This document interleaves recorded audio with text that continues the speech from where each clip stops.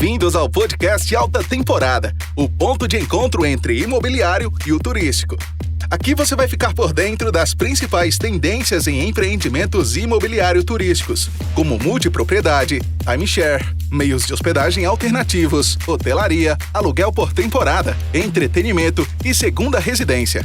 O desenvolvimento turístico está mudando. Novas alternativas de hospedagem surgem a todo momento e já não há mais como separar o turismo do mercado imobiliário. O podcast Alta Temporada é uma iniciativa da Adit Brasil e da MET. E nele, você vai conhecer os principais players do setor, aprender com suas experiências e ter uma visão do que há de mais moderno no setor imobiliário turístico brasileiro. Apresentado por Felipe Cavalcante, este episódio é um oferecimento da Unity Arquitetura e da Aviva.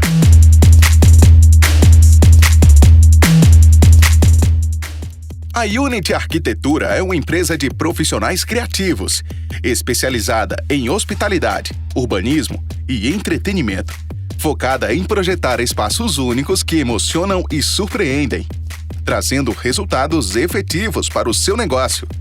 Conheça as soluções Unity Arquitetura em unyt.com.br.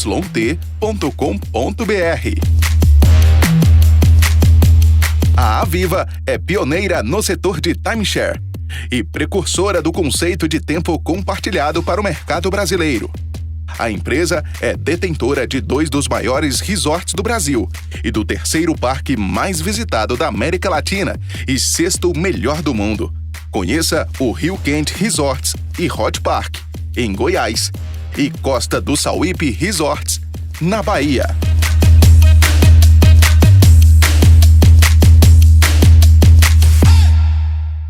Olá pessoal, tudo bem com vocês? Aqui é Felipe Cavalcante. A gente vai falar hoje com o Enio Almeida, meu amigo que está hoje morando em Gramado, uma pessoa que teve uma visão privilegiada aí de todo esse processo de amadurecimento da multipropriedade no Brasil. Enio está à frente hoje da Lagueto, na parte de multipropriedade, e também tem outros projetos, outras atuações, e a gente vai conversar um pouquinho para entender um pouco mais sobre não só o que ele está fazendo, mas a visão dele, né? Alguém que esteve tão próximo aí de tudo que aconteceu na multipropriedade nos últimos anos. Enio, seja muito bem-vindo. Obrigado, Felipe. Obrigado pelo convite. Bom dia a todos. É um prazer estar aqui com vocês, dividindo aqui um pouco do que aprendi nessa jornada. Enio, eu queria começar por aí, cara. Assim, eu sempre falo que teve aquele primeiro ciclo, né, de multipropriedade, lá para 2012, sei lá, a turma lá de Caldas Novas começou a fazer, né, a multipropriedade, unindo o timeshare com os fletes turísticos, né? E depois, né, lá para meados da década, uma leva nova aí de empreendedores entrou no mercado de multipropriedade, sempre a turma ali de Goiás, né, de Caldas Novas, Rio Quente, etc., e começou a trazer isso, né, levar isso para outros lugares do Brasil, e fazendo empreendimentos de grande escala. E esses empreendimentos, e essa turma cresceu bastante, né, são empresas que viraram empresas grandes, obviamente, teve um custo de aprendizagem, né, uma curva de aprendizagem desse primeiro ciclo, né? O que é que esse primeiro ciclo, o que é que essa turma fazia que hoje em dia a turma não faz mais, né? Quais foram as lições aprendidas, cara? Foi um ciclo bem de aprendizado mesmo, né? Quando eu trabalhava na parte de incorporação imobiliária, né, eu tenho já mais de 20 anos de mercado imobiliário, e desses 20, né, eu tenho 12 aí 12 de mercado imobiliário tradicional e 8 de multi, né? Quando, em 2015, que eu comecei a entrar nesse mercado, né, eu sou de Goiânia também, então vivi bastante isso, né? Praticamente o mercado estava começando, né? Você tinha multipropriedade aí, o pessoal do timeshare vindo para multipropriedade, e eu falo que é mais fácil é mais fácil um hoteleiro virar um incorporador de multipropriedade do que o próprio incorporador de residencial, porque o mindset é totalmente diferente, né? Eu tive que Por que, mudar. Enio? Explica aí. Isso é importante a É turma porque entender. É importante, porque assim, eu vim com a cabeça de incorporador, né? Então eu estava no mercado de 12 anos de incorporação de residencial, condotéis, comerciais, multiusos, né? Loteamentos também, urbanismo. E quando eu entrei no mercado de multipropriedade, não dá para aplicar, porque são muitas disciplinas em um só projeto. Então, você precisa... Porque no residencial, você, beleza, faz a incorporação, faz a assembleia, chama o síndico, né?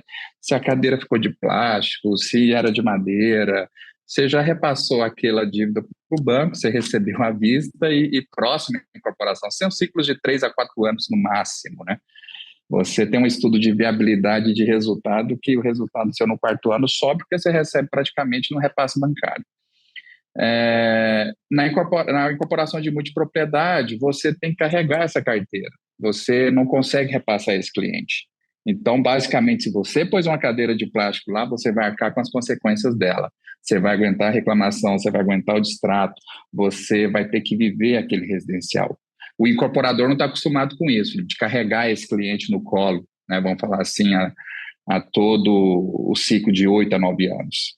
O hoteleiro, ele é já mais resiliente. O hoteleiro, ele já está aguentando ali, né? Todo dia tem alguém, o suco, a comida, a cama, aquela encheção, né? Todo dia para resolver, faz parte do business dele. Então, ele é mais resiliente em relação a isso, né? Da multipropriedade. O incorporador, ele quer fechar ciclos curtos e rápidos, né? Para poder se performar e seguir. Por isso que eu falo que até a cabeça do empreendedor, do empresário para lidar com esse tipo de negócio, o hoteleiro ele está um pouco mais preparado nesse sentido. Por isso que você vê vários projetos de multi no Brasil, você sempre tem ou um incorporador, um hoteleiro está atrelado, os grandes players, né? Você tem um hoteleiro que ele teve que desenvolver o viés hoteleiro para poder trabalhar nesse sentido. Mas voltando até para o cerne aqui da sua pergunta, então, nessa expansão pelo Brasil, a gente praticamente expandiu sem lei, né? Ou seja, a gente estava naquela época que a gente estava ancorado na lei de incorporação imobiliária, de 64, e estava junto com o Secov de São Paulo produzindo todos aqueles artefatos para virar projeto de lei que depois, né, em 2018, com o Temer, a gente acabou, né, sancionando. Mas eu falava que a gente era o Uber da vez, né? Ou seja, chegava na cidade para levar pedrada. Não era fácil expandir negócio, todo mundo tinha medo. Porque eu falava assim, como assim? 9.000 pessoas num resort de 300 apartamentos, onde vai estacionar esse tanto de gente? Ou seja, o modelo as pessoas não entendiam muito bem, o hoteleiro entendia como uma ameaça de tirar a ocupação dele, porque agora ele vai ter uma propriedade e não vai precisar do serviço hoteleiro. Então, e eu sei que é uma militância sua muito grande em relação a essa vizinhança, né, os neighborhood aí para poder trabalhar. Então, essa primeira foi eu vi cidades que os hoteleiros se uniram mesmo e fizeram uma campanha grande, ou algum específico, foi bem pesado, né? Eu acho que essa foi a principal lição aprendida, Felipe, assim, no sentido de como que você entra, né, numa unidade de negócio, como que você entra num trabalho de desenvolvimento de uma cidade onde você não está conseguindo trabalhar as pessoas ali, a região, você precisa de ter condições ali de entrada e que essas condições sejam ganha-ganha para todo mundo. Então, aquele livrinho que você sempre recomenda, eu sempre trabalho com ele, porque ele tanto faz para incorporação imobiliária, tanto faz, né, para multipropriedade, ele é o mesmo, você é um corpo estranho.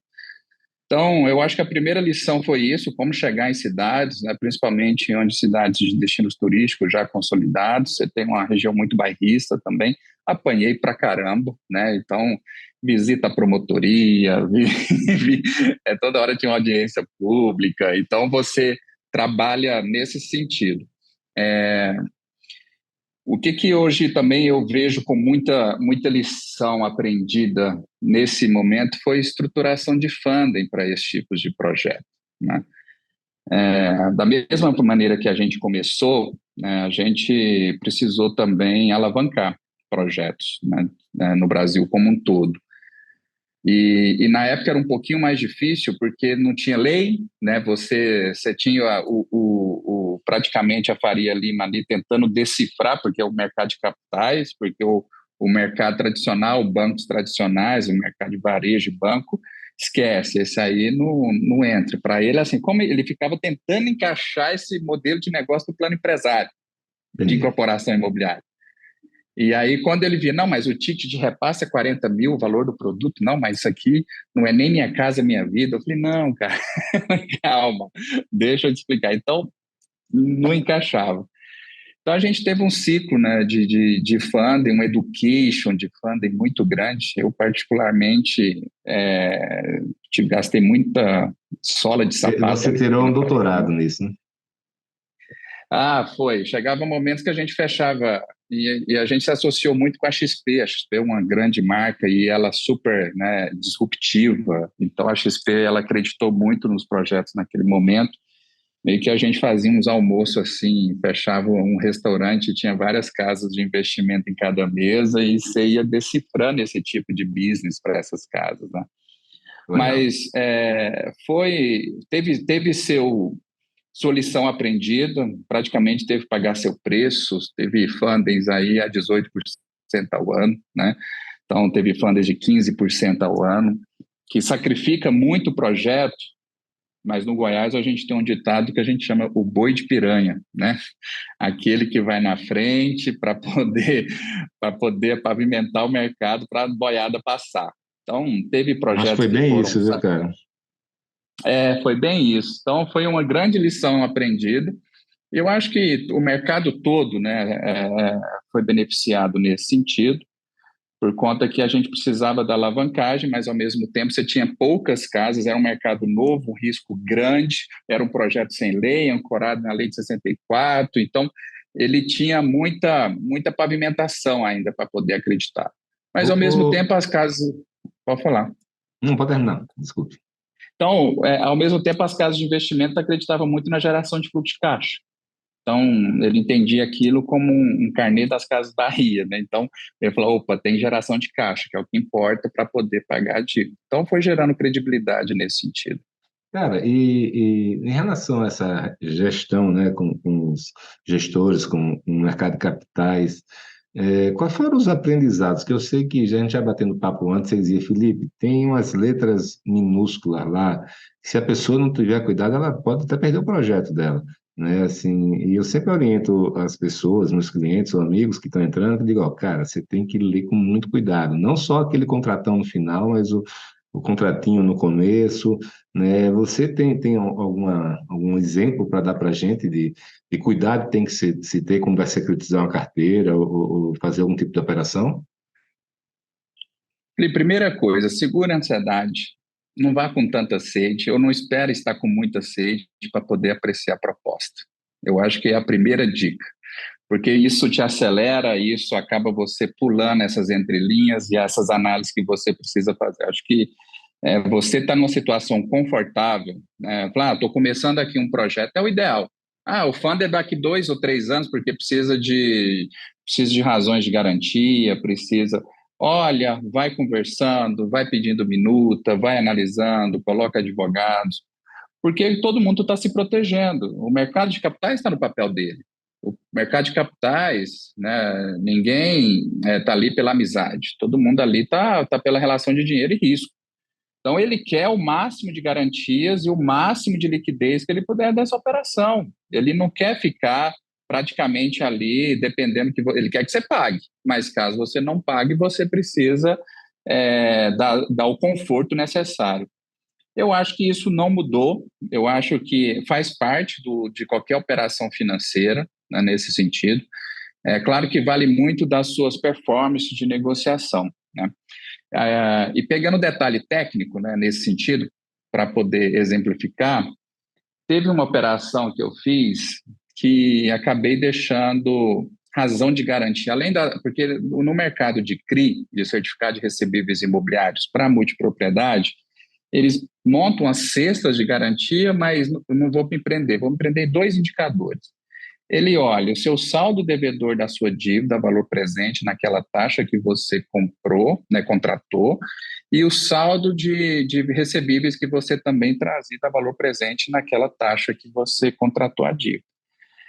Isso, geralmente, os mercados de capitais exigem 130%, eu já vi de 125%, 140%, ou seja, você tem que ter um over, né, de 25% a 40% a mais de VGV nesse sentido. E outro indicador é em relação aos mensais, né, o recebível do mês. Então, ou seja, o valor da sua PMT tem que estar também, né? Você tem que ter um over de 30% a 40% também de over de carteira para você conseguir pagar aquela PMT. E, além disso, né, acabou que o mercado de capitais exigiu uma garantia também de uma lista de contratos que são lastreados, né, ou seja, uma hipoteca daqueles contratos, além dessas duas razões de garantia, pegou X mil contratos e falou, esses contratos vão dar lastro para essa como garantia. E como dispositivo, você não pode repor o contrato. Olha só, um detalhe Jura? tão, juro, ou seja, na negociação não deixaram repor o contrato. E entendendo o business da multipropriedade, com alto nível de distrato, etc., ou seja, quando a gente percebeu, o lastro de contrato já tinha terminado, ou seja, esses contratos já eram 5 mil, estavam em 3 mil contratos, e você começou a amortizar a dívida. Ou seja, você tinha que pagar por aquele contrato à vista, né, que foi tirado do lastro. E isso, você tinha o valor de PMT mais a amortização daquele contrato. Quando a gente percebeu, e é ruim para o incorporador, porque ele tem um desembolso, e é ruim também para quem está emprestando, por conta que ele tem uma dívida boa, uma taxa boa, e praticamente você está liquidando ela. Ou seja, olha só, um contrato, né, tentando ficar na defensiva, prejudicando os dois lados O nesse famoso sentido. perde-perde, né? É o famoso perde-perde. Só que, para essas operações estruturadas, mudar um dispositivo desse requer que a securitizadora faça uma assembleia, chama, vota, discute, às vezes não tem um consenso. É um pouco mais difícil. Por isso que tem muito o que a gente chama de recri, né? Você acaba tendo que refazer. É mais fácil você arrumar uma outra operação, pode ser até os mesmos investidores, você refaz, paga aquela dívida e refaz o CRI naquela condição que você está almejando. Show. Enio, você falou aí dessas primeiras operações de funding, né? E eram mais caras e, obviamente, tinha muito mais risco envolvido. Depois a gente passou por um período ali, 2020, que parecia que, assim, a facilidade estava bem maior, né? Já com lei, já com histórico, etc. e tal. E recentemente a gente teve alguns episódios de RJ no setor, de alguns barulhos aí, ruídos, e o mercado, né, se colocou na defensiva de novo. Como é que está esse momento, cara? Assim, está realmente na defensiva ou já passou o susto? Porque o mercado tem consciência que isso foram questões pontuais ou o mercado continua ainda inseguro, né, em relação à multipropriedade como um todo? Mercado de capitais, no caso, né? É, eu acho que a gente está no. Eu voltei o ano de 2016, Felipe, quando eu gastava a sola de sapato para poder vender a multipropriedade na Faria Lima. Nesse exato momento, estou gastando a sola de sapato para poder trazer a credibilidade da multipropriedade na Faria Lima. Infelizmente, assim, esses problemas pontuais de alguns players de mercado, eu acredito que foi muito pontual em relação ao credor, ao devedor, ou seja, são operações que têm outras operações no meio também, mas, de certa forma, o mercado de capitais só lê a manchete. Mas a cozinha ali é um pouco mais diferente do que está acontecendo. Não é o business, não é o mercado, enfim. É uma temperatura de um player que, né, que não conseguiu negociar bem, né, e tem outras operações envolvidas, e acabou se envolvendo nisso. Mas é claro que aí trabalha muito, é um trabalho de education para todo o mercado, para poder mostrar com fato, com números, para você mostrar como que está a sua operação. Mas eu falo que está todo mundo assistindo. Nesse exato momento que a gente está conversando aqui, o mercado de capitais está nos assistindo. Está esperando, que essas notícias a gente teve aí no primeiro semestre, né? Então, o segundo semestre, eu acho que falou, poxa, deixa eu ver como que a poeira vai assentar. Então, a gente que está aqui no dia a dia, que está tocando as operações, sabendo como as coisas vão acontecer, a gente não tem medo disso. Então, a notícia boa, ela está vindo, na verdade, julho foi muito bom para todo mundo nesse sentido. É um tipo de produto que o consumidor gosta, é um tipo de produto que tem liquidez. Acho que é uma questão de tempo, né? Um tempo aí para o mercado poder Ô, entender Enio, novamente. vamos lá. Multipropriedade, isso deve ter 150, indo para 200 projetos, eu acho, né, no Brasil, pelo estudo do Caio. E a gente está falando de uma, duas, três operações aí que serão grandes, mas pô, deram algum susto no mercado. E todo o resto, como é que tá? Assim, vamos tentar tirar o viés de vender, speech de vendas, né, assim, de multipropriedade, mas qual é a realidade realmente? Assim, os projetos estão dando certo, os projetos estão sendo construídos, como é que você está vendo? Existia um medo muito grande lá atrás, né, da multipropriedade, e assim, está tendo algum problema assim de empresa que não construiu, ou que a carteira está ruim, ou que a experiência está muito ruim do cliente, ou não, de maneira geral? Porque assim, eu estou perguntando isso porque lá no resort, por exemplo, quando chegava uma reclamação de um cliente, eu podia ter lá 500 mil pessoas felizes. Mas se tivesse uma, duas ou três clientes infelizes ou chateados com algo, isso contaminava todos nós. Parecia que estava todo mundo. Vai um reclame aqui, parecia que é só coisa negativa. Então, peraí, tem 600 pessoas ali que estão gostando, né? Qual é a tua visão sobre isso, assim, e tentando olhar sobre aquele olhar da pessoa de fora que tem preconceito com a multipropriedade? Quando você vai educar alguém, essa pessoa, o que é que você fala em relação a tudo isso que eu falei? Felipe, eu acho que é muito fator histórico, né? Eu, particularmente, já desenvolvi mais de 6.000 apartamentos no formato de multipropriedade espalhada aí no Brasil todo, né? Então, tem os projetos que eu trabalhei e tem os projetos também de outro. Então, todos os projetos que eu trabalhei, a maioria deles já está entregue, já está em operação, né? E alguns que estão finalizando a obra nesse sentido. Eu acho que, primeiro, para poder mostrar, a pessoa quer ver se saiu do chão, né? Ou seja, quer saber o que cada um fez, se conseguiu realizar.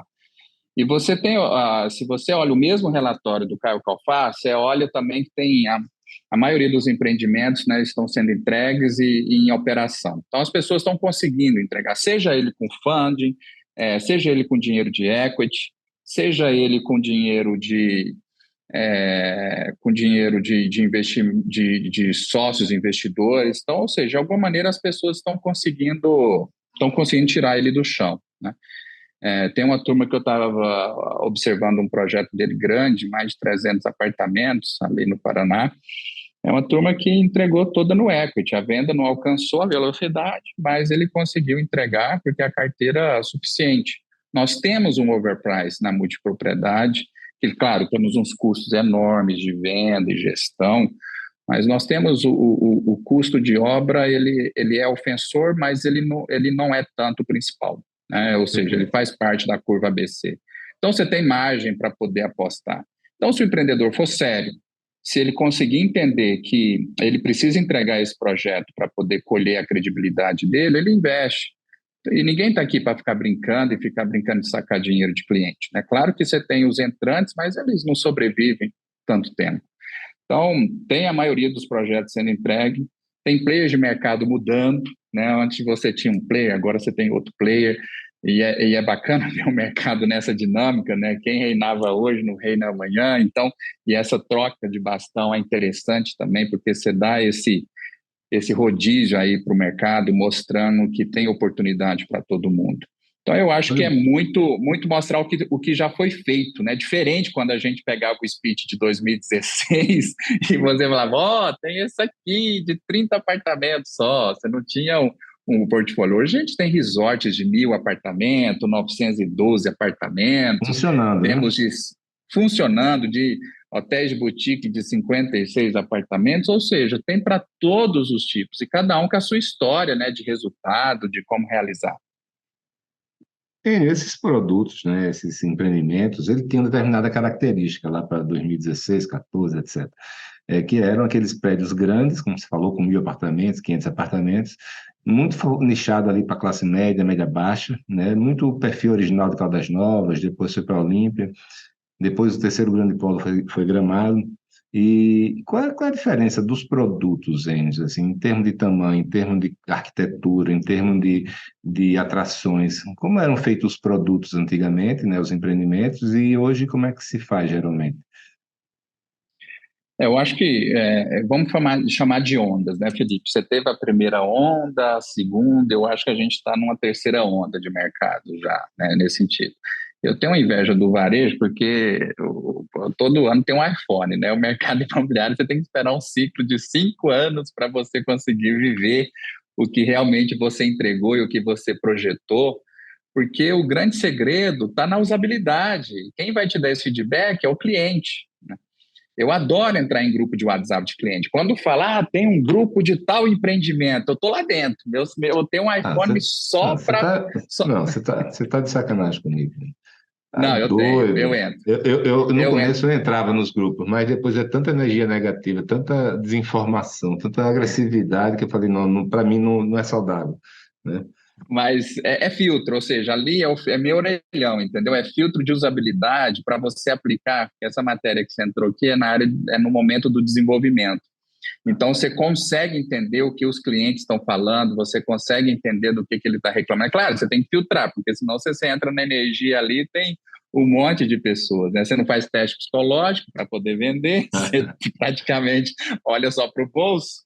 Mas eu acho que essa primeira onda teve essa onda de entrada de mercado desses Titanic, vamos falar assim, né, de 1.400 apartamentos, né, e tiveram velocidade de venda porque você conseguiu atingir o público B. Então, você tinha parcelas pequenas, parcelas de 300, 400 reais, e você tinha uma velocidade de venda tremenda nesse sentido.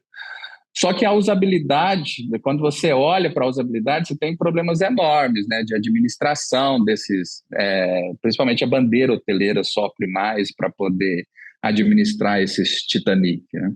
Então, hoje, eu vejo que a segunda onda ela já começou a vir para 500, 400 apartamentos, que já são, né, enormes, e a terceira começou a já vir nichado. Então, você já vê muitos projetos, tem projeto de surf, tem projeto de luxo, você tem projetos...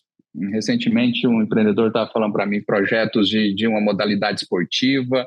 Então, você vai começando a ver esses mercados nichados e onde você consegue agregar valor. Claro que você sai desses grandes empreendimentos e, para ser bem sincero, Felipe, assim, os grandes empreendimentos eles dão muito mais trabalho e pouco resultado. Então, ou seja, quando você consegue, juro, então, quando você consegue colocar nesse tamanho médio, vamos falar de 200, 150 apartamentos, nesse sentido, você fica mais palatável, o desafio ele é menor, né? E você vai fazendo ou faseamentos ou vai colocando novos projetos nesse sentido. Então, deixa eu tirar uma dúvida contigo aí. Você falou que, sim, eu entendo que um projeto grande dê mais trabalho e tenha mais risco, mas a questão de dar menos resultado, onde é que entra? É porque você tem que administrar 20, 30 mil clientes. Então, qualquer erro de percurso que você faz ali, seja ele na entrega, seja ele em uma insatisfação de um cliente, para você corrigir aquele erro, vamos supor que você não colocou micro-ondas no quarto. Para você poder fazer esse ajuste, meu Deus, você não consegue, porque a sua viabilidade não contempla qualquer ajuste que você precisa fazer no projeto, né? É grande. Por exemplo, os clientes estão reclamando que precisava de água quente, né? Ou seja, não está conseguindo usar porque a piscina não sei o quê, não sei o quê. Para você conseguir ter uma água quente, aí você tem que mexer no prédio todo, numa infraestrutura, etc. Então, ele dá mais trabalho, qualquer...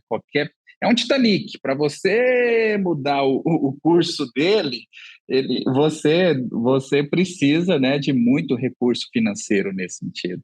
Enquanto num projeto pequeno, né, você consegue administrar, você consegue com muitos clientes mesmo assim, mas você consegue estar mais presente, a pessoa consegue ver uma figura, você consegue dar um atendimento mais personalizado, ele não é simplesmente um número.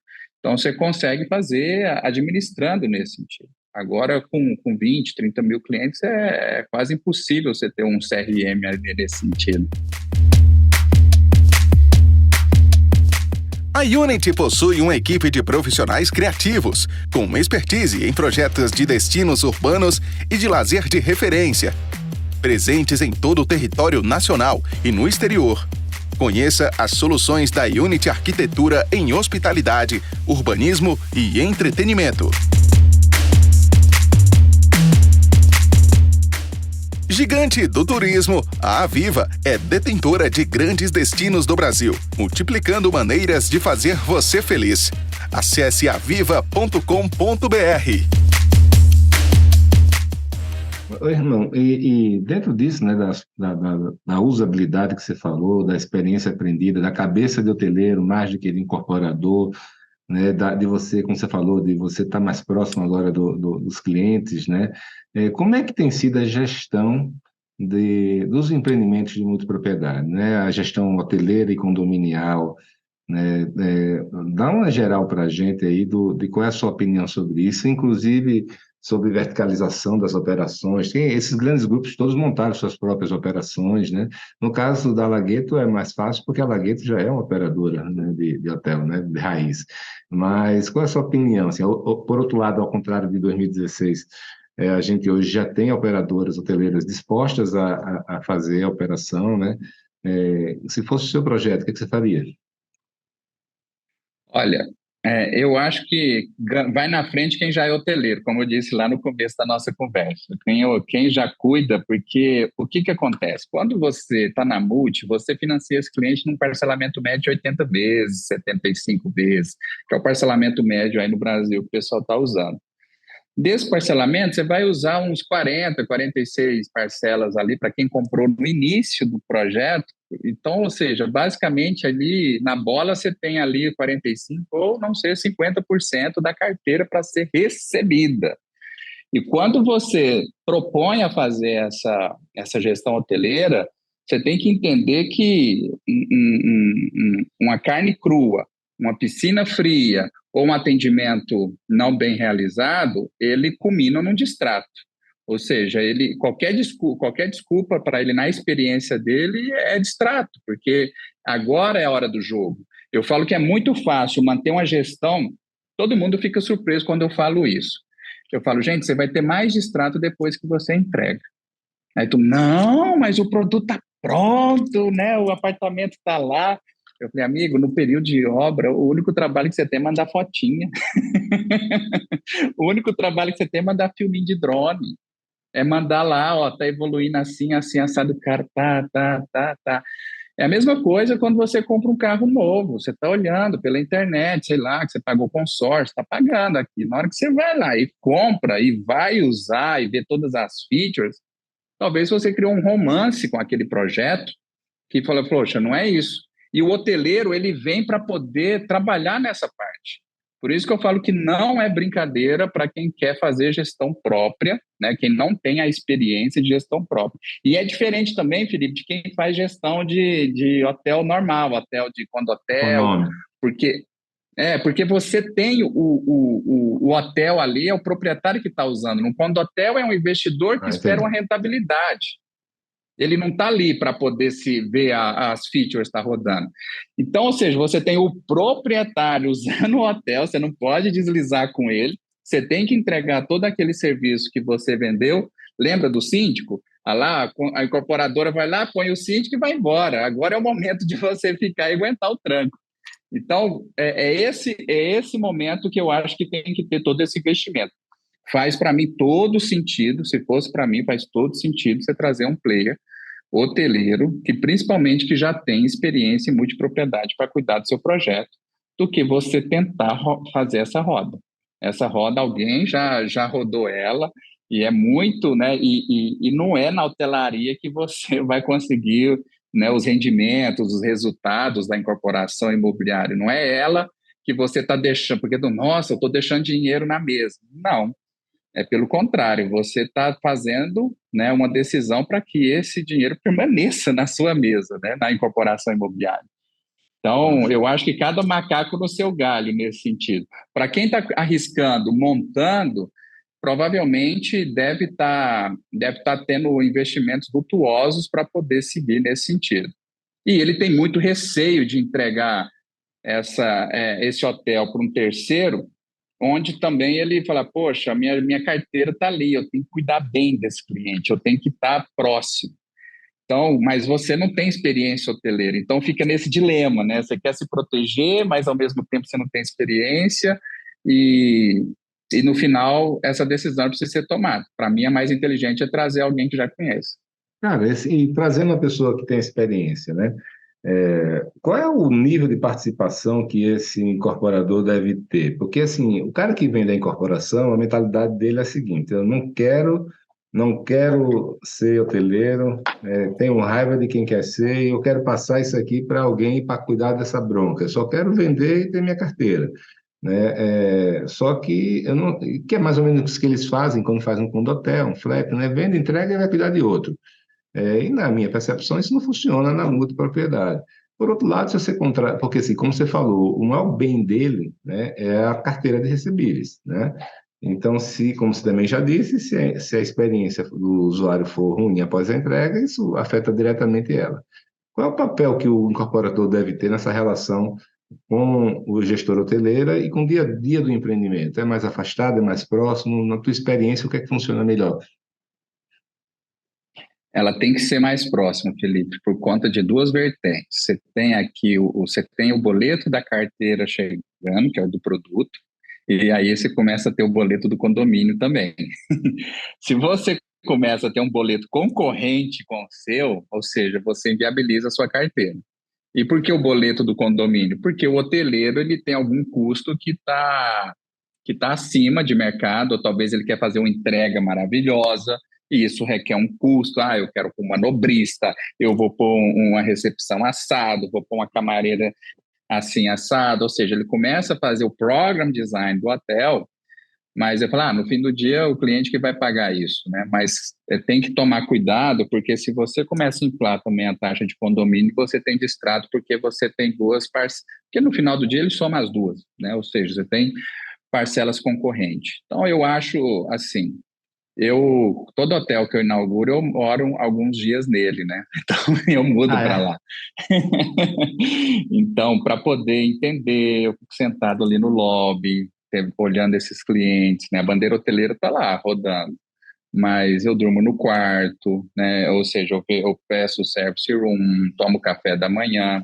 Todo hotel aqui que eu administro, na parte como incorporador, né? Como desenvolvedor, eu vou lá, tomo café da manhã, vejo como que está o IP, né? Vejo como que está o atendimento. Se você não pode deixar isso afastado, porque cada um vai correr com o que te beneficia, né? E está tudo certo nisso, todo mundo está olhando para o seu resultado. O hoteleiro, ele está olhando para o resultado dele, ele talvez ganhe uma taxa sobre o custo condominial, mas você, como incorporador, você precisa, como usuário, por isso que eu te falo que eu entro nos grupos de WhatsApp, é mais para você poder entender, escutar esse cliente do que está passando lá. Mas eu acho que é uma gestão muito próxima, porque senão não dá para entregar e você ficar de olhos fechados e falar, poxa, deixa o cara fazer lá o que precisa fazer, porque quem está pagando essa conta é o cliente. E no Não é final bem das assim. contas, assim, na minha experiência, né, eu era incorporador, administrador hoteleiro, administrador condominial, no meu empreendimento. E eu tinha que várias vezes sentar para tomar decisão sobre qual chapéu eu ia privilegiar naquela vez, porque existiam vários conflitos de interesse, né, assim, entre a operação hoteleira o time sharing meu, ou entre a incorporação e a operação hoteleira, né? Então, quando você é dono de tudo, como é no meu caso, era mais fácil, né? Mas quando você tem empresas distintas, você tem que realmente estar atento, porque nem sempre os interesses vão estar alinhados, né? Cara, É, pode falar.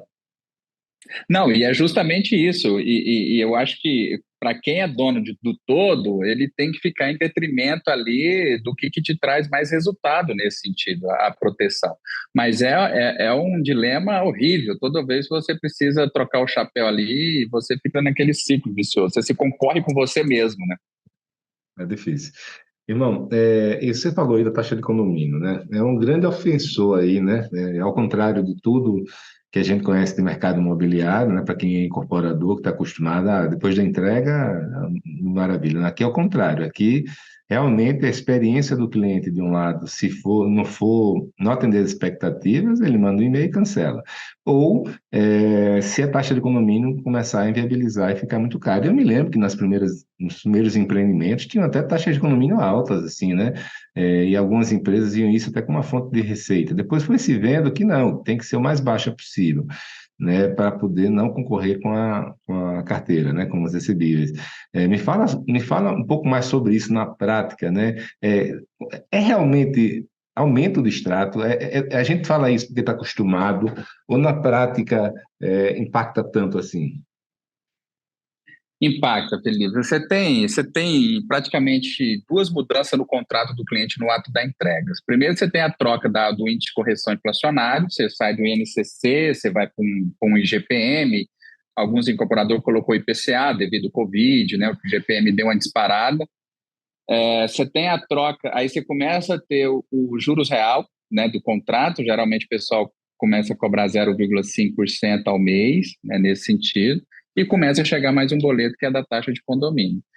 E isso tudo se concorre, então, ou seja, o orçamento dele já vai começar a ficar apertado. Então, você precisa tomar muito cuidado.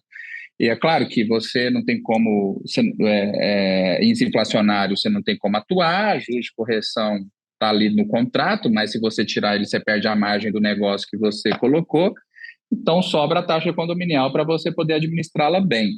Eu, particularmente, gosto muito de entregar muito, deixa o program design, você desenha, quando eu falo program design, você desenha o programa todo de serviços, o que o cliente, ele vai poder ter um kit, uma monitora, ele vai ter no resort, né, você vai ter ali uma noite romântica, enfim, você consegue fazer todo esse pacote de serviço que o hoteleiro está acostumado a fazer isso aí, e aí você começa a oferecer, não no coletivo, você começa a oferecer per pay use, né, nesse sentido. Quanto mais per pay use você fizer, melhor, porque você coloca o serviço básico enxuto, rodando, para que o cliente que não quer nada daquilo, só quer dormir e pronto, e aí você já entrega, e os demais, se você quiser aquele serviço premium ou um serviço mais diferenciado, você começa a empacotar.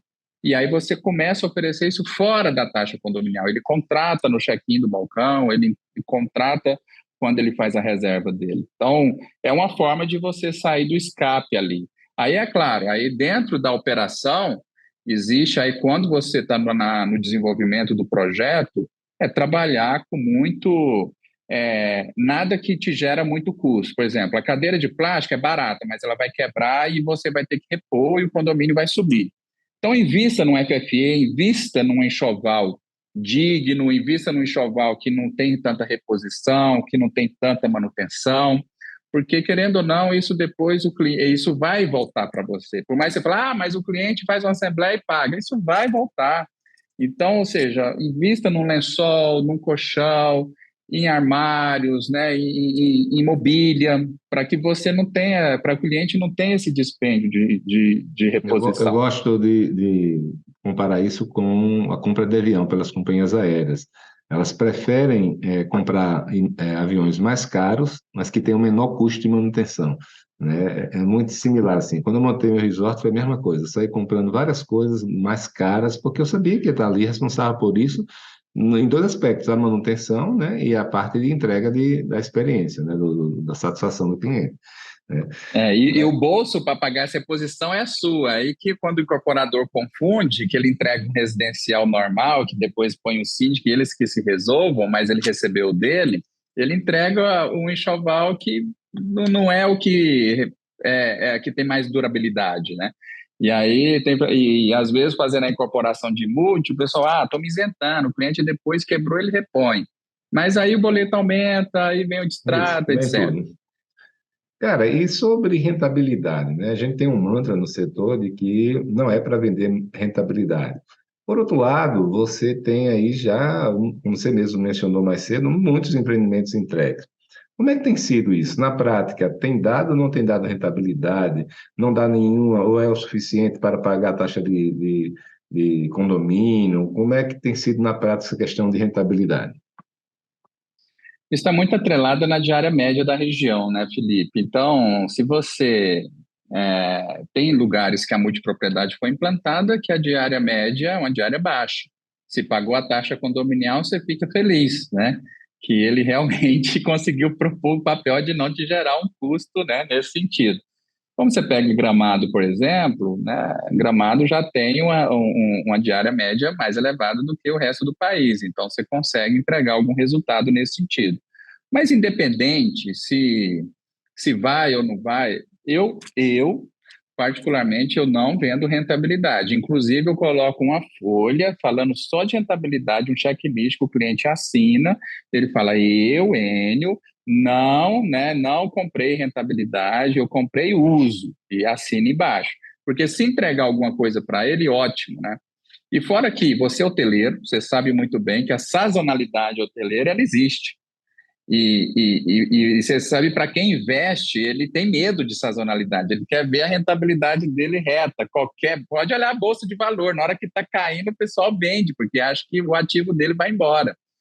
E eu falo que economia é uma ciência humana, né? Senão ele estaria na faculdade de ciências exatas. Então, é comportamento humano. Então, quando você começa a ter baixa temporada, o pessoal, isso aqui não entrega, porque ele não tem a perseverança como empreendedor de esperar e fazer a diária, a rentabilidade média ano dele nesse sentido.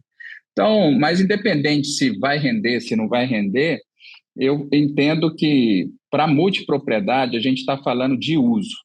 E aí você tem uma frase que eu carrego muito para mim, né? Eu sou dono do que calo, mas escravo do que falo. Então, se você é escravo do que você falou ali na mesa de venda com o cliente, você tem que entregar aquilo. Se você não entregar, você vai ter consequência. Então, primeiro, eu prefiro ficar que eu sou o dono do que calo. E aí, qualquer coisa que vier é lucro para todo mundo, né?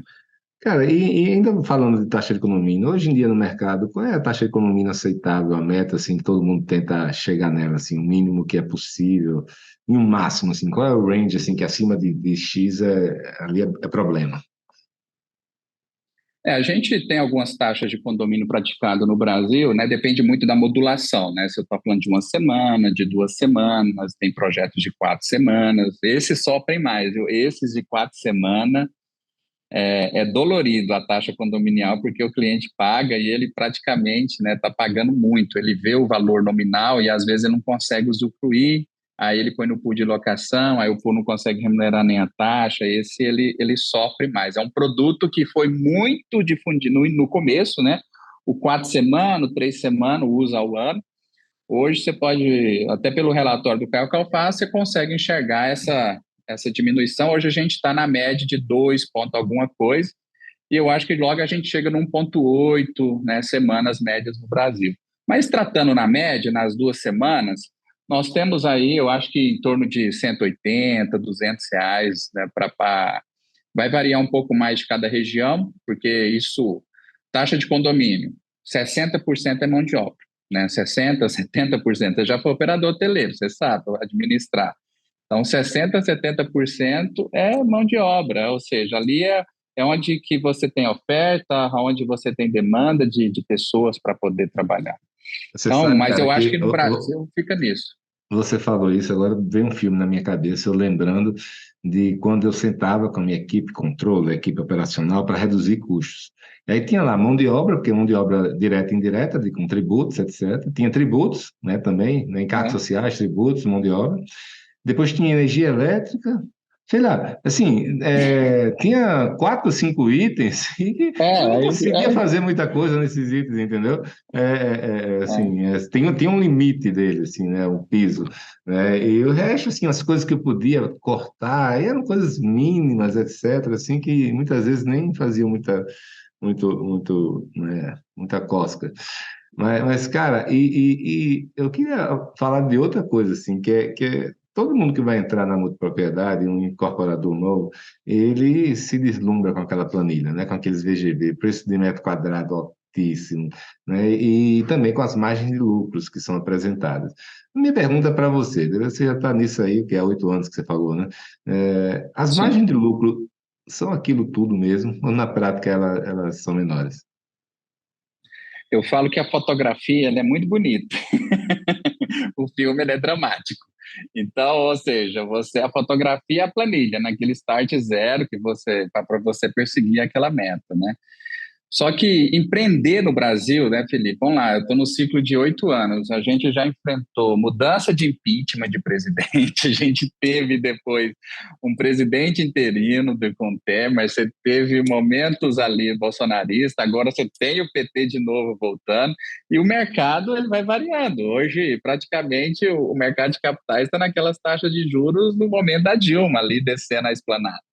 Então, ou seja, é o risco Brasil. E o Brasil ele é muito cíclico, né? E rápido também, tudo muda. Empreender no Brasil não é fácil.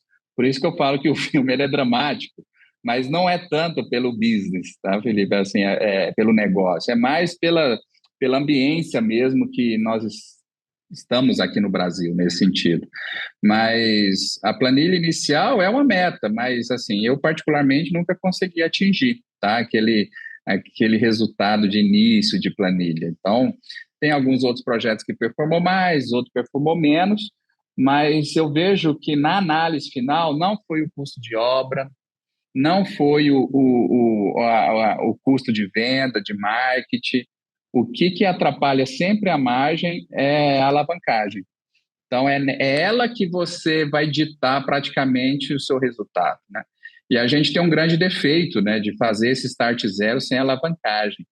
Ou seja, você não simula, você não põe nos estudos de viabilidade, deixa eu simular aqui Eu uma nunca vi alavancagem. os estudos de viabilidade com o custo da dívida. Eu sempre faço agora, eu sempre falo, eu tenho o custo nominal, falo, olha, isso aqui é nominal, dinheiro de equity, né, e é isso aqui que dá. Ou seja, você sempre tem uma opção do custo de dívida. E o custo de dívida, eu sempre trabalho, né, a Selic mais alguns pontinhos percentual ali para poder a pessoa ter o risco, né, do negócio, mas eu sempre tenho essa simulação. Então, é ali que é o resultado real. Então, ou seja, eu falo, ó, o final do filme é esse. Lá no começo, né, a gente tudo empolgava com o nominal. Aí, para você poder entregar, e eu acho que foi uma fase importante também, né? Você alavancar para poder entregar, para mostrar crédito, né? Mostrar que o negócio funciona. É o boi de piranha. Mas a minha recomendação é: quer fazer multipropriedade? Ótimo. Os seus estudos de viabilidade já contempla a alavancagem nesse sentido. A não ser que você tenha dinheiro de equity, que eu falo dinheiro de equity é sempre mais caro, né? Aí você já deixa isso projetado. Show. Irmão, e distrato, que é esse grande fantasma do setor, né? Muita gente que vem no mercado imobiliário, no mercado de capitais, eles se assustam muito, né? Eles, com essa questão de ser distratos altíssimos. Qual é a margem de distrato que você acha que as pessoas devem considerar realmente no projeto? Né? Do outro lado, eu sempre vejo muita viabilidade de comercializadoras com distratos baixos. Eu falo, pô, eu não acho que seja isso, né? E o que é que pode ser feito para você reduzir essa quantidade de distrato? Por que tem tanto distrato? O produto é ruim, o produto é bom, né? Porque se for bom, por que tem tanto distrato? Felipe, assim, o distrato ele sempre é um dilema. Teve empreendimentos que eu vendi 3 vezes, tá? Então, só para você ver o ciclo, né, de renovação que tem. Mas o distrato ele está muito atrelado, principalmente ao modelo de venda, né? Ou seja, o modelo de venda é um modelo de alto impacto, é um modelo de venda de tomada de decisão de 40 minutos, né? Se você pegar emprestado aqui o processo dos nossos irmãos ali da incorporação tradicional, a tomada de decisão de uma compra de um imóvel de moradia, ele gira numa média de 90%, ou de 90 dias, 3 meses ali. O cara leva o cunhado, a sogra, leva a esposa, pergunta fulano, ciclano, e toma aquela decisão nesse sentido, né? Agora, você dá 40 minutos para uma pessoa fazer um investimento imobiliário para poder tirar as férias da sua família. É um produto secundário dentro do orçamento domiciliar dele, é um produto de férias. As pessoas, quando tem qualquer dor de barriga dentro de casa, a primeira coisa, não vamos viajar, não vamos tirar férias, não vai ter desfruto, né? Eu acho que isso aqui é um grande erro de vida, mas aí é outra matéria, né, que a gente pode entrar. Mas aí a primeira coisa que ele tira é o desfrute dele. Fala, isso aqui a gente vai tirar e não sei o quê, pronto. Ou seja, ele deixa o gás, deixa o aluguel, deixa o essencial para ele poder rodar. Então, ele tem essas duas vertentes, na minha opinião. É um produto de venda de alto impacto, onde você trabalha mais gatilhos emocionais do que racionais. Eu acho que toda venda é emocional, mas ela requer um pouco de racional para você poder efetivar, e essa maturação que a gente tem aqui nos residenciais, ele é de grande valia para poder evitar o distrato. E você também tem a questão do produto secundário, né, dentro do orçamento doméstico, né? Ele acaba cortando quando ele tem qualquer dor de barriga nesse sentido. Cara, assim, tem surgido alguns projetos de luxo, né?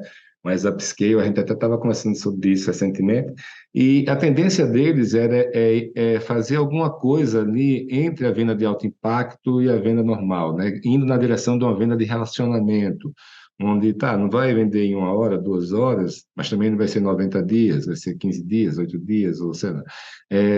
Como é que você vê isso, esse movimento, né? Você acha que funciona? É um caminho para o setor como um todo, ou de repente é somente para o setor de alto padrão? Felipe, eu acho que é um caminho, né? Essas vendas de alto impacto, ela foi cobrada devido aos Titanic. Lembra do Titanic, do nosso início de Uhum. conversa? O giro de venda tinha que ser grande para poder você conseguir. É um indicador na incorporação que a gente chama de VSO, né? Velocidade sobre oferta. Então, o VSO tinha que ser grande para poder viabilizar esses empreendimentos. E você vendia a qualquer custo, né? Ou seja, você colocava, encarteirava o cliente, era mais fácil você fazer reposição. E tudo certo, é a regra do jogo, está dentro do papel, está dentro da viabilidade, ótimo, né?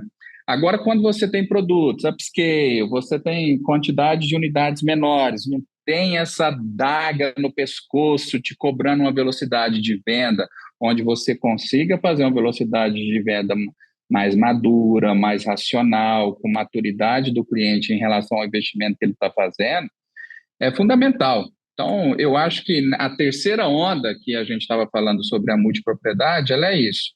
Ela vai exigir, né, menos velocidade de venda porque você tem projetos menores, né? Você consegue fazer esse relacionamento um pouco mais assertivo com os clientes também. O que é que muda quando você sai de venda de alto impacto para uma venda de relacionamento na multipropriedade? Quais são as principais mudanças?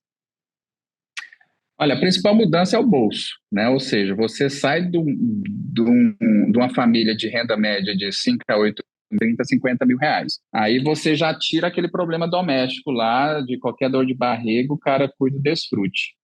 Esse cara não tira o desfrute. Ele sabe que o desfrute faz parte do processo dele de progresso, né, de estilo de vida, e ele olha as férias como network, olha as férias como renovação, ele tem outra mentalidade. Então, você já tira isso, e você já tem uma venda de relacionamento, que ele conversou com esse corretor, ele já está há 3 semanas com ele, 4 semanas, está trocando WhatsApp, viu a oferta, conversou com um, fulano, ou seja, ele começa a formatar a opinião para poder efetivar o negócio. Então, quando ele efetiva o negócio, é um negócio mesmo, né?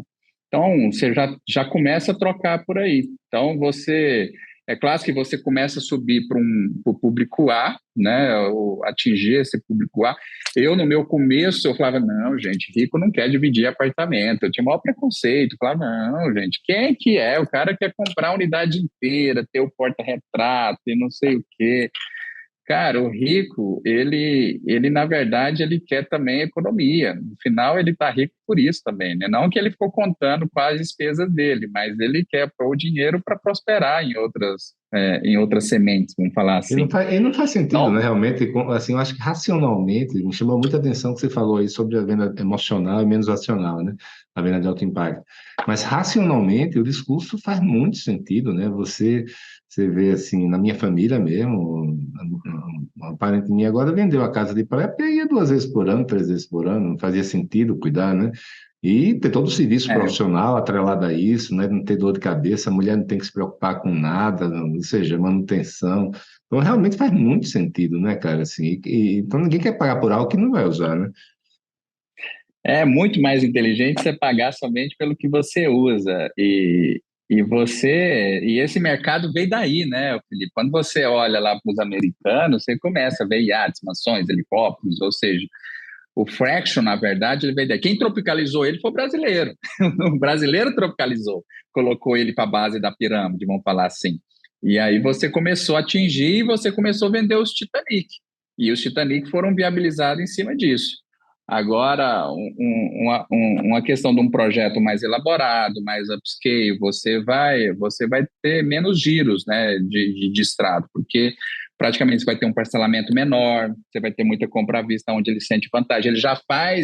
Ele faz conta de VPL, esse público, ele sabe fazer conta valor presente, então, ou seja, ele sabe o desconto que você está dando, se ele pegar esse dinheiro, aplicar em outro ativo, né, dentro da bolsa, enfim, qualquer outro lugar, qualquer fundo, ele vai ganhar.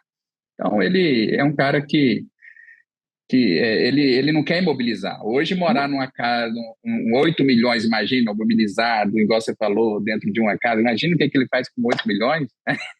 Mais Perfeito. fácil ele pegar 800 mil e falar, vou investir só no tempo que eu uso mesmo.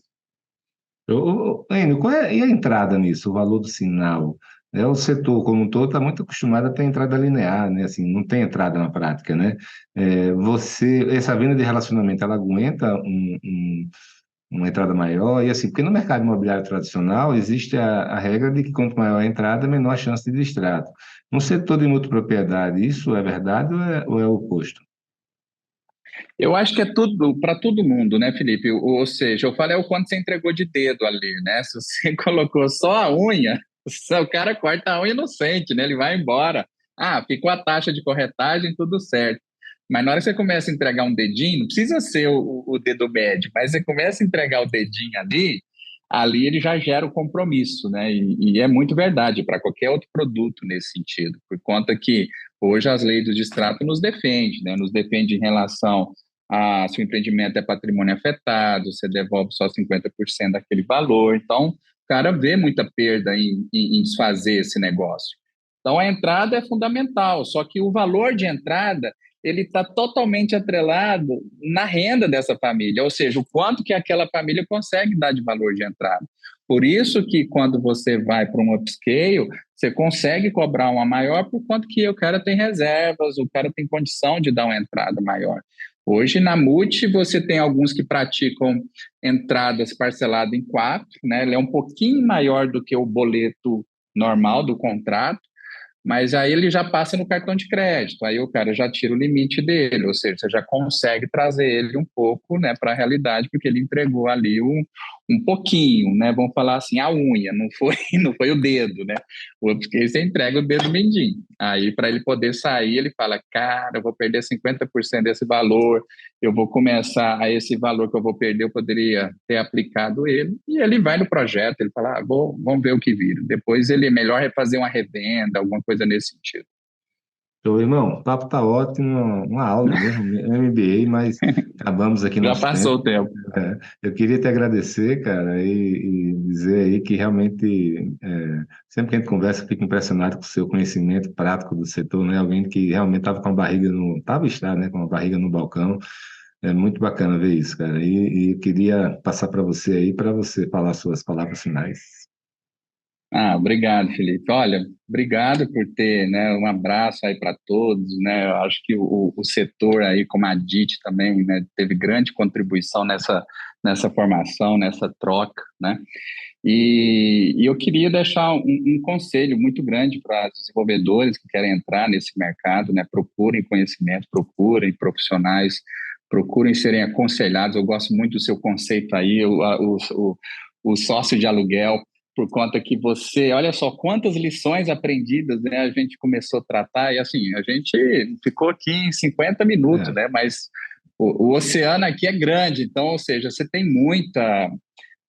muitos detalhes dentro dessa operação para ter fator de sucesso, né? Então, eu acho que é um investimento barato para você poder ter e para poder ser acompanhado, para que você consiga, sim, atingir aquela planilha inicial, colocando a alavancagem ali no meio, e aí você vai ter o desfrute daquele resultado. Não é um negócio fácil, não é um negócio, falar, não é fácil, vai sofrer pra caramba, mas ele é gostoso de fazer, é desafiador. Eu acho que é isso que nos move. você falando isso, cara, eu me lembro assim, hoje em dia vai errar feio quem quiser, né? Porque já existem informações, né?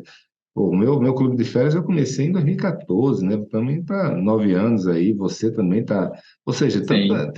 e eu não tenho dúvida, assim, até queria aproveitar, assim, não tenho dúvida que qualquer pessoa que quiser bater um papo contigo, você vai ajudar, né? E dentro disso eu queria terminar pedindo para você dizer como é que as pessoas lhe acham, né? Onde é que, seja mídia social, site, e-mail, não sei, quem quiser aprofundar contigo. Olha, eu tenho divulgado bastante ali no meu Instagram, não só a multipropriedade, que eu tenho esse apego também pelo desenvolvimento imobiliário como um todo, né? Hoje eu estou na Multi, né?